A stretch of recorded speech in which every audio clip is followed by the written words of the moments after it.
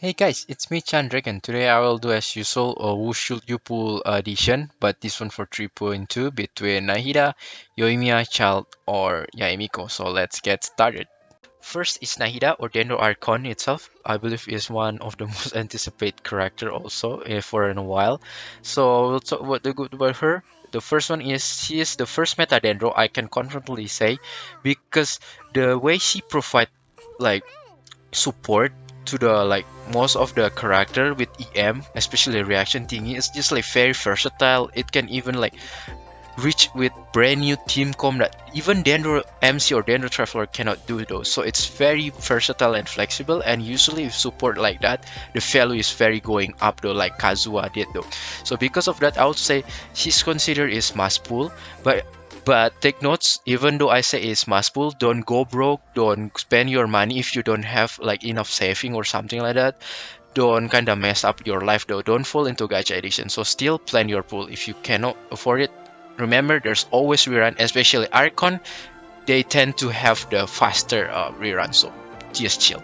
And the second is that the 3 Karma DOT is actually insane though, because basically it can mark up to 8 enemy, right? And after every single reaction that you do, it will kind of like proc the effect, right? So my Nahida do like 20k, so every couple like second it will do like kind of 20k 20k 20k, so plus with your all your other like team, so that is actually very insane though.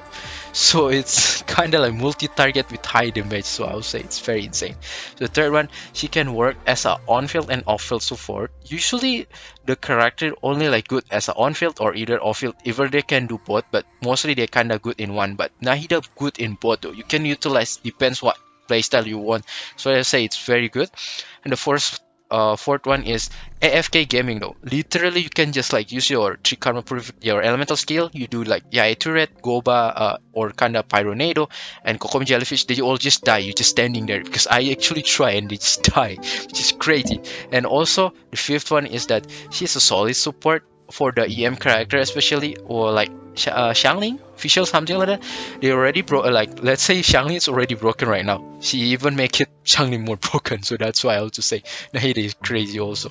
So the last one is she provide a wider range of selection of build, because I already say in my kind of preparation of Nahida, she kind of like have a lot of couple solid build. Like you can even use Deepwood and Gilded, and both of them work very good. The weapon itself, like let's say a sacrificial catalyst one, the Wandering Evening Star, the Wheat Seed, and other like the signature Kagura Verity, everything that can even you put for Nahida itself, and it can work very well, depends on the situation though. Because of that, it gives you a wider range of build, which is I feel like it's make it kind of easier for you to build though, because you have more selection though. Forgot to mention another in exploration aspect, she's very useful in terms of collecting stuff like the plant, the berry, something like that. Yeah, although the crystal fry she cannot collect, but that's still already helpful, like the violet grass. So that's quality of life.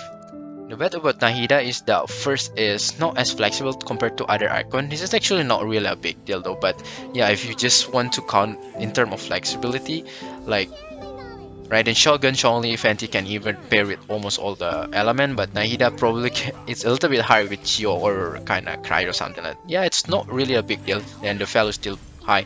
And the second is that the elemental skill is only target a limited enemy, only 8 enemy. I would say 8 enemies actually a lot. It's just like the mechanic that it's kind of different. I wish it's kind of like Yoimiya.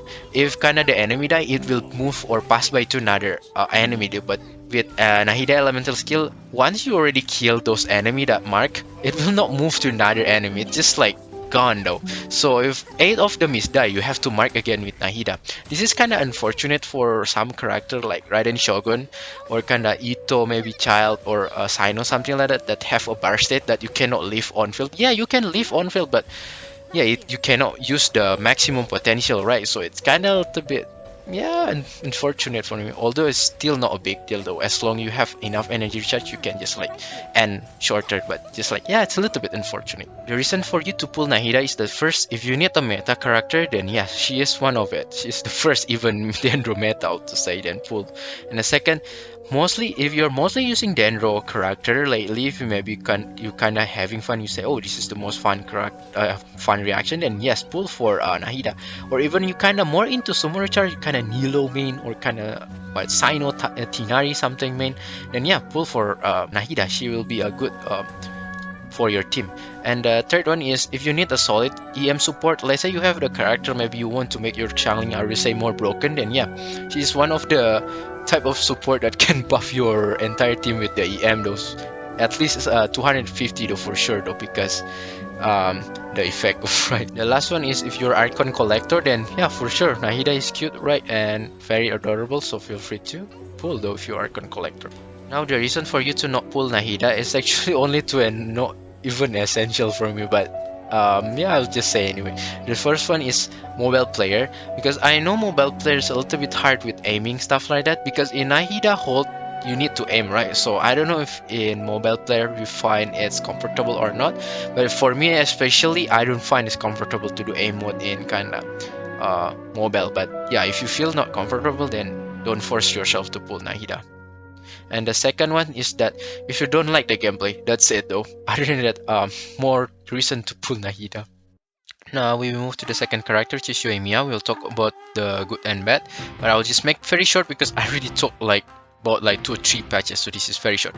First one is good and acceptable DPS, so if you feel like you kinda need DPS, then you can go for her. Second is kinda like she's best or in the single target, flying enemies, or boss something like Thundering Manifestation or like Spectre, something like that. This is where I think the highlight of Yoimiya, not even Hutao, even the boss like that, the enemy like that, it makes like Yoimiya win a lot than Hutao because it feels more confident. Like the flying enemies, especially, she can just like literally shoot, though very convenient.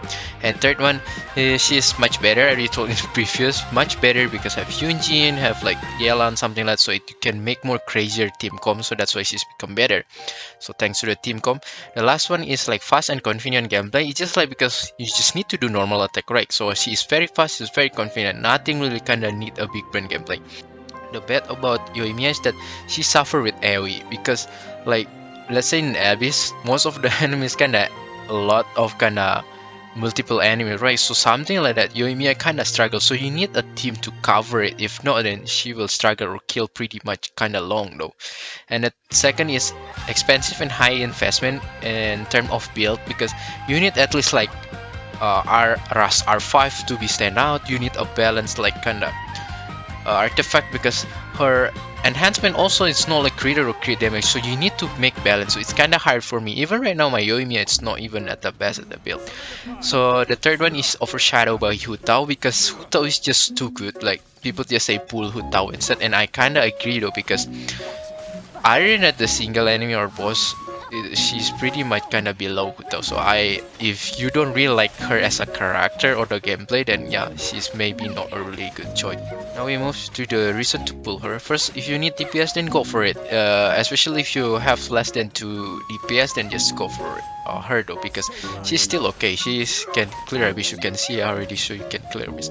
Second, if you like the gameplay, because maybe she's just very convenient, no need to think something like that, then pull for her. Third one, if you kind of suffer in the boss like Thunder Manifestation, because I know some of the people kind of still struggle with those boss, something like in Abyss sometimes if they come, then yeah, you can try to pull for her then, because she can pretty much easily clear it. Now we move to the reason to know for first that if you don't have any dedication to build Yoimiya, then don't go for it. Let's say you're kind of busy person, office worker, or maybe student that have a very tight schedule, don't have time to farming artifacts in kind of routine in daily, something like that. And I don't suggest though, because unless you're very lucky, then you still need a solid piece of artifact for her though. If not, it's kind of hard to carry in Spiral Beast. She really needs a good artifact, or just if you want to spend money, then yeah, that's another alternative then if you want. But if you kind of don't want, then yeah, I suggest don't. Second is that if you already have Hutao, then it's not necessary to pull for her unless you really like her though, because I think Hutao is already strong enough to become a Pyro main DPS. And third one, if you already have more than 2 solid main DPS, let's say you have Hutao and Ayaka, then don't pull for Yoimiya. I don't think it's kind of worth though, unless you really like her again. Now let's talk about Childe or Tartalero. So the good about him is that first, he has the meta team though. If you ever heard like national team, then yes, one of it is him though. That's why you can pretty much clear Abyss is very easy though. any singles version, start from 1.1 I think until now, you can clear Abyss very easily though, because yeah, that team is very cracked though. And second is that unique gameplay. I also say Child gameplay is one of the very unique one, because you can use both melee and kinda range in the same time, have two different burst animation, which is very good. And you need to kinda think, because it has duration, right? If you're going like more than this second, then it's kinda like longer duration, so it's kind of big brain gameplay and kind of like it. And I still admire like Child gameplay until right now though. And even like his kid still have kind of like increasing the normal attack level by one. I think that's the only one character that can do that, which is, I'll say, his gameplay and kit actually still very unique for me. And third one is a very good on-field hero player. I think it's only one, maybe it's Candice, but it's very limited and not really so good like Child. So I will not say Ayato. Ayato is more main DPS. So for the on-field hydro player, is the only one that very good for me, at least. So the bad about Child is the first, you need the calculation of time though, about the duration, how long he already on field though, for the efficiency, if you kind of want to deal damage like as much as you can though, in the Vaporage team or national team, something like that. Because if you're kind of messed up, then your rotation become messed up, the damage become already very different from what you do the perfect rotation. Pretty much the gameplay already even messed up. So because of that, the second is kind of continuation. Is like when you play Child, it's not really flexible in terms of character rotation though. I know some of the character that if you kind of messed up the rotation, you can kind of fix it, right? But Child, it's kind of hard for you to fix it when you messed up. You probably need to retry again though. So that's why it's not really flexible in terms of character rotation, because the duration of the skill itself that kind of a little bit troublesome. So if you don't like kind of big brain gameplay like that, then it's kind of bad though for you.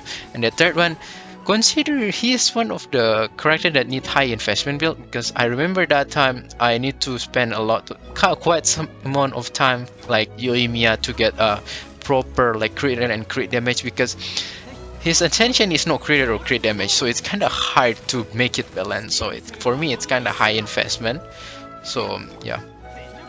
And now we move into why you should pull for Child. First, if you need for meta team, let's say you already have Xiangling, Xingqiu, or kind of Kazuo, something like that, I suggest to pull for Child though.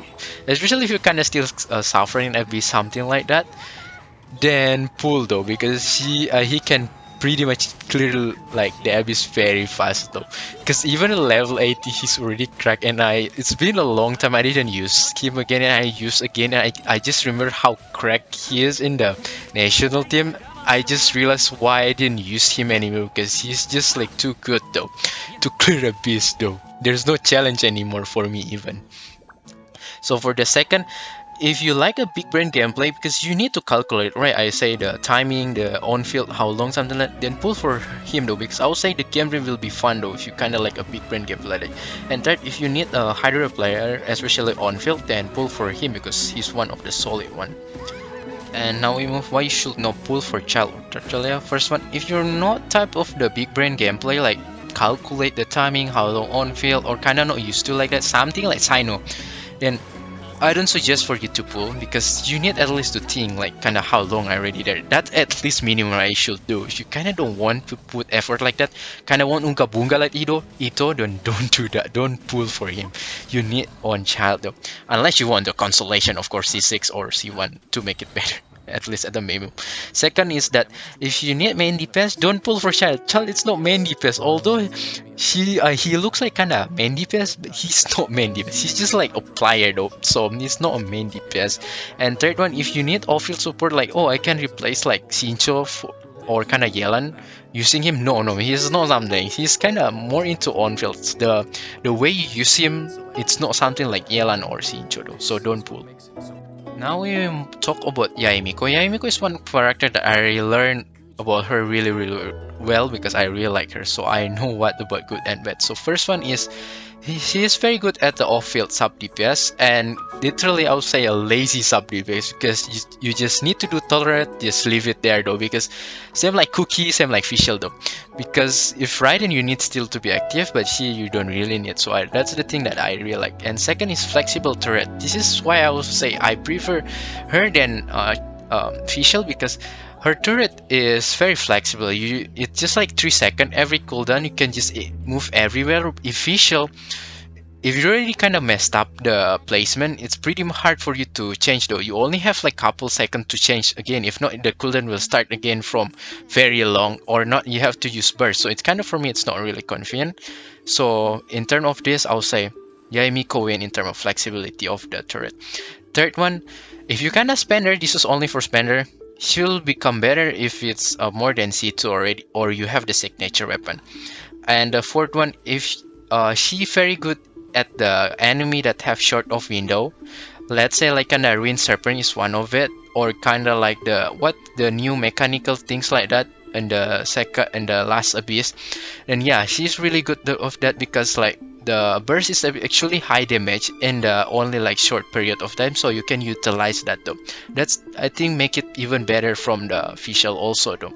And the last one is the very useful in the Dendro team, because Dendro right now is kind of like hype or trend, especially for the kind of maybe late or ending player. Then I also say she is one of the character that very good in the Dendro team though. So if you kind of consider, then now we talk about the bad about Yae Miko is that first, she's very dependent on the team synergy, because if the team synergy is bad with her, she's pretty much kinda not really so good, not really stand out. But if the team is very good, like have a very good synergy, then she can outshine it, become very good. So that's why she's not a kinda character that can kinda stand alone. She need like a solid synergy with team. And second is that the turret sometimes troublesome. It's not in spiral waves. I have no trouble in spiral waves, but in the world sometimes, because it kind of hit or miss, it will hit the wrong target and kind of feel annoying.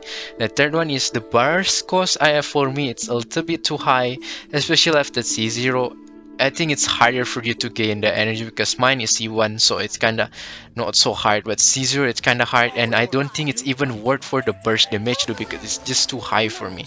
And the last one, in terms of damage, Yae Miko doesn't provide a big upgrade though compared to fischl C6. Take notes, this is fischl C6. Below of that, then Yae Miko still better. But if you talk about fischl C6, then they are level about the same with Yae Miko.